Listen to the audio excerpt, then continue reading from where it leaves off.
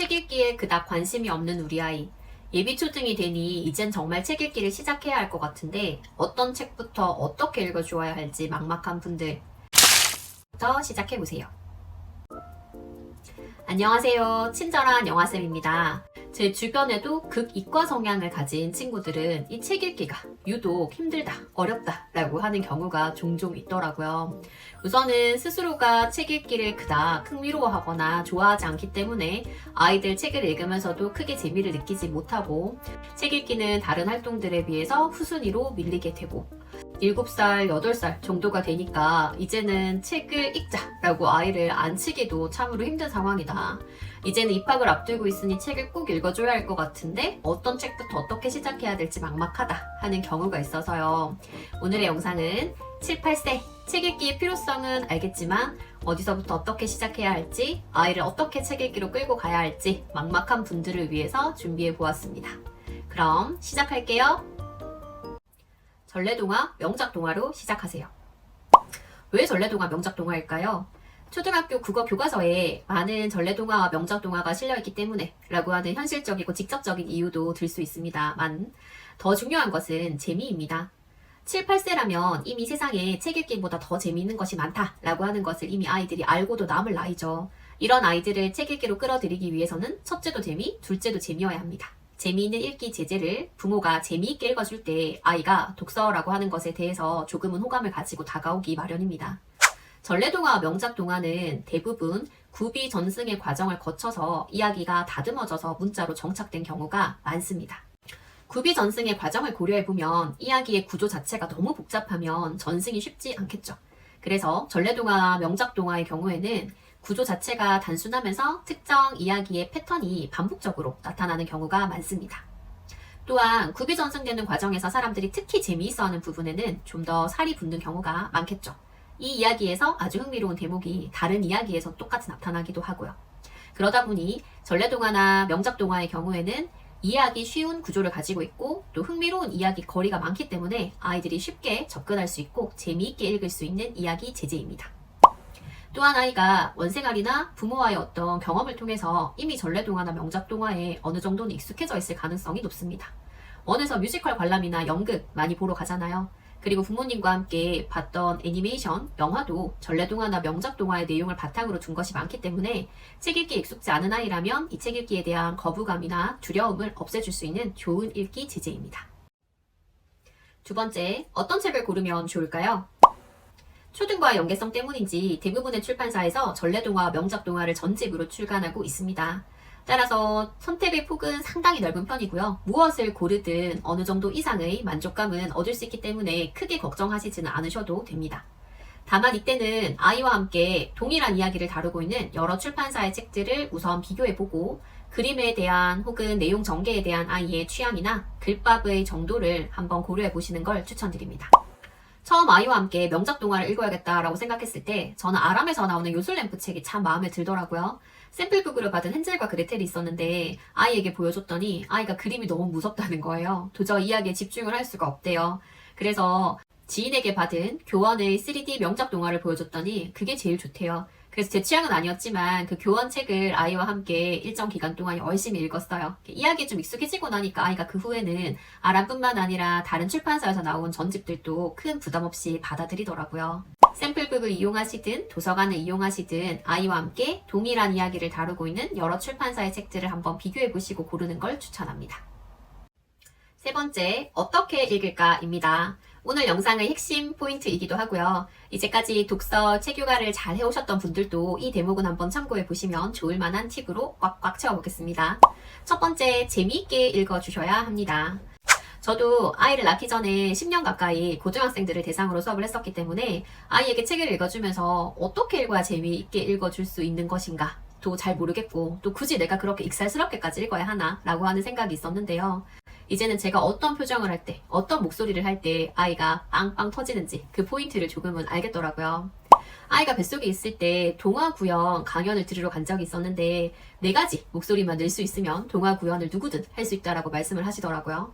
우선 할아버지 할머니처럼 나이가 좀 많으신 분들 목소리 약간 깔고 조금 낮게 느리게 내는 소리, 그리고 목소리 굵게 성인 남자 목소리, 그리고 보통 저희의 목소리처럼 여자의 목소리.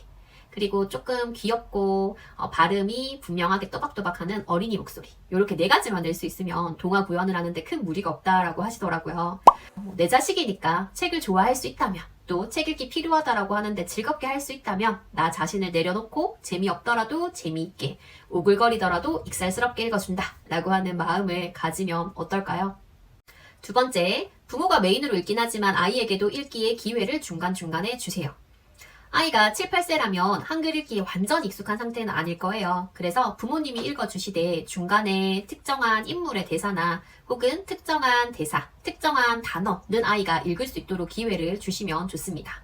호랑이가 나오는 이야기라면 호랑이라고 하는 단어는 누구누구가 읽어보자. 혹은 호랑이가 하는 말은 누구누구가 읽어보자. 아니면 그림 위에 있는 큰 대사는 네가 읽는 거야. 이렇게 아이에게 미리 역할을 주시고요. 책을 함께 읽도록 하시면 아이가 좀 더 이야기에 집중할 수 있는 효과도 있고요. 한글 읽기를 연습할 수 있는 일석이조의 효과도 노려볼 수가 있습니다. 그런데 아이가 읽기 싫다. 그냥 엄마가 읽어줘, 아빠가 읽어줘. 이렇게 얘기하는 경우도 있을 거예요. 이때는 아이가 이야기 전개가 너무 흥미로워서 뒷얘기가 궁금하니까 본인이 읽기에 좀 더 시간을 쓰거나 애를 쓰기가 싫은 경우일 수도 있고, 또 아직까지 읽기가 좀 부담스러워서 하기 싫은 경우일 수도 있습니다. 이럴 때는 그냥 부모님이 읽어주시면 돼요. 기회는 계속 주시되 아이에게 강요는 하지 않기. 세 번째, 읽은 후에 아이와 함께 읽은 내용에 대해서 말로 표현해 볼 수 있도록 해주세요. 줄거리 요약하기라고 할 수가 있는데요. 처음부터 아이가 줄거리를 잘 요약을 할 수는 없거든요. 그래서 제일 처음에는 부모님이 줄거리를 파악할 수 있는 좋은 질문을 해주시고 그 질문에 대해서 아이가 답을 하는 방식을 사용하시거나, 책의 제일 뒤에 보면 독후 활동처럼 줄거리를 파악할 수 있도록 제시되어 있는 활동들이 있어요. 그런 활동들을 활용해서 읽은 내용을 정확하게 잘 읽었는지를 확인해 보는 것으로 시작하면 좋습니다. 아이가 어느 정도 익숙해지거나 좋아하는 이야기라서 여러 번 읽었다면 이제는 줄거리를 아이가 직접 말해볼 수 있도록 틀을 주시면 좋아요. 중심 소재라든가 시간 순서나 공간의 이동이라든가 인물을 중심으로라든가 이렇게 틀을 주고 그 틀에 맞춰서 아이가 이야기를 해보도록 하고, 이 이야기를 부모님은 잘 들어주시면 됩니다. 아주 집중하는 자세 아시죠? 자, 이때 아이가 틀리게 얘기하는 부분이 있다면 해당 페이지로 돌아가서 아이와 함께 다시 한번 읽어보고 스스로 잘못 말한 부분을 찾을 수 있도록 도와주시면 되고요. 아이가 거부하면 안 하셔도 됩니다. 굳이 이번에 지적 안 하셔도 아이는 이걸 연습하고 있는 거니까 그때마다 무조건 다 고쳐주어야 한다라고 하는 부담감은 조금 내려두어줘도 될 것 같아요. 이때 아이가 하는 말을 가능하다면 부모님이 글로 적어보시는 것도 되게 좋아요. 우리 독후감 초등학교 가면 저학년 때부터 독후감까지는 아니지만 독서 기록장이라고 많이 쓰거든요. 근데 독서 기록장에 쓰는 가장 주된 내용이 글의 핵심 내용, 그리고 이에 대한 나의 감상, 이 두 가지잖아요. 그래서 이걸 요약하는 과정 자체가 아이가 초등학교 저학년부터 하게 되는 독후감 독서 기록장 활동의 기본과 연결이 되기도 하고요. 또 아이의 입장에서는 부모가 내 말을 이렇게 성심성의껏 들어주는구나 라고 하는 느낌 플러스 나의 말이 이렇게 글로도 옮겨질 수 있구나 라고 하는 것을 아이가 체감할 수 있는 효과도 있습니다. 또 글로 적다 보면 부모의 입장에서는 아이가 줄거리를 요약하거나 내용을 파악하는데 특히 어떤 부분을 어려워하는지도 파악하는 데 도움이 됩니다. 요즘 문해력과 함께 강조되고 있죠. 어휘력, 어휘 학습도 가능합니다. 전래동화, 명작동화의 경우에는 의사와 의태어가 많이 사용되고 재미있는 표현들이 많아요. 아이가 특히 주목하거나 재미있어하는 표현들을 종이에 써서 붙여두고 시간 여유가 있을 때 이 표현을 넣어서 또 다른 새로운 표현을 만들어보는 활동을 해보시면 좋습니다. 또한 아이가 어떤 특정한 단어의 뜻을 물어보거나 부모님이 생각하시기에 이 단어는 알아야 할 중요한 단어다 라고 생각되는 것이 있다면 우선 문맥을 통해서 문맥적인 의미를 한번 추리해보고, 두 번째, 사전을 찾아서 정확한 의미와 쓰임, 예문을 확인해 보도록 하는 것이 좋습니다. 사전 찾기는 어휘력을 기르는데 무척 좋은 습관이지만 초등학교 3학년 국어에서 배워요. 그 이유가 있겠죠. 어린아이들은 종이사전을 찾는 자체가 어렵고 낯설 수 있습니다. 이때 부모님이 종이사전을 찾아서 단어를 보여주시고 그 단어의 의미와 예문을 한번 읽어보도록 기회를 주시는 건, 모르는 단어가 있을 때 그냥 넘어가는 것이 아니라 사전을 찾아서 정확한 의미를 확인해야 한다라고 하는 인식을 아이에게 심어줄 수 있는 효과가 있고요. 또 정확한 의미와 예문을 아이가 스스로 읽어보도록 하는 것은 한글 읽기 연습의 효과도 있습니다. 다섯 번째, 책을 읽은 후에 거창한 독후 활동지가 아니더라도 아이가 자신의 감상을 표현해 볼 수 있는 기회를 주세요. 우선 예전에 읽었던 책과 지금 읽은 책을 비교해서 감상할 수 있는 기회를 주시면 좋습니다. 콩쥐 팥쥐하고 신데렐라 이야기 좀 비슷하지 않아? 파찌도 그렇고 신데렐라 언니도 그렇고 친동생 아니라고 너무 동생을 부려먹는 거 아니야? 너는 어떻게 생각해? 네가 만약에 파찌라면 어떻게 행동했을 것 같아? 콩지한테 잘해줬을 것 같아?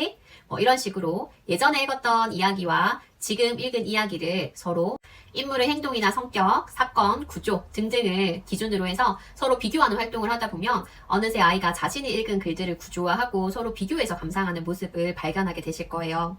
또한 그 인물의 입장에서 왜 그런 행동을 했을까? 어떤 감정이었을까? 너라면 어떻게 했을 것 같아? 비슷한 경험이 있니? 너는 그때 어떤 감정이었어? 등등을 생각해 보는 것은 상대방의 입장에서 생각해보고 그 인물에게 공감할 수 있는 아주 좋은 활동이 됩니다. 이때도 아이가 말하기가 부담스러우면 잘 모르겠다라고 할 수 있거든요. 이럴 때는 부모의 생각이나 경험을 우선 공유해 주시면 아이가 훨씬 더 수월하게 자신의 생각이나 경험을 말해 볼 수 있습니다. 마지막 독서를 돕는 꿀팁입니다. 앞의 활동만 해보셔도 좋지만 함께 해보면 더 좋은 활동들 3가지만 소개를 하도록 할게요. 첫 번째로 이야기 음원을 함께 활용해 보세요. 어른이든 아이든 익숙한 건 좀 더 접근성이 높죠. 아이들이 음원을 통해서 한번 접해본 이야기는 책으로 읽을 때도 크게 부담을 가지지 않더라고요.